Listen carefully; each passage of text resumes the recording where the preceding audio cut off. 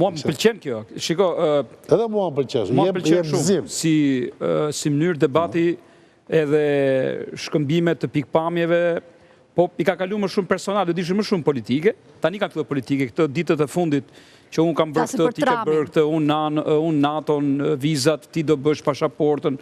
Do më dhe janë ca gjëra që po futet si element për t'joshur zgjedhësit një mënyrë ose një tjetër. Debati ka hyrë dhe zoti Berisha, pra ne qesha që pari, se ka hyrë me video gogja simpatike edhe sot, pra po bëhet edhe i pjesë e këti triangulimit famshëm. Do i vetë e kuptoj që s'mu... Po pra, që doli... Po, kjo është fushat totalisht amerikane.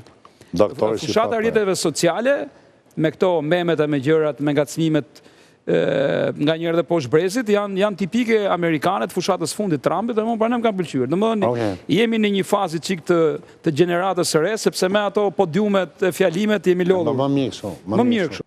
Është një tipologji e re e fuqisë elektorale e pa njohur për ne. Po ky lartësimit aja ka dhënë edhe Bashës edhe Ramës apo ka dhënë Berishës? Apo je ka pa kolegët apo? Kopjuan direktët se janë? E kopju direkt. Po ka rëndësi ka që këta e provuan dhe në mënyrë posaçme Rama ka një mekanizëm të tërë testimesh dhe merr sondazhet dhe kupton që në këtë fushë është një pistë e pranueshme për të.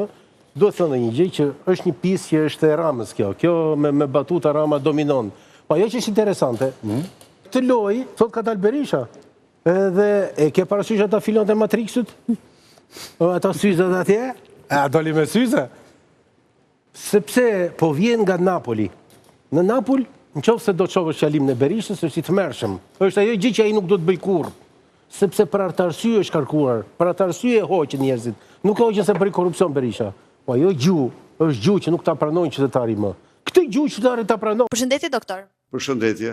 Cili është numri jonë në fletën e votimit? Me Minisha.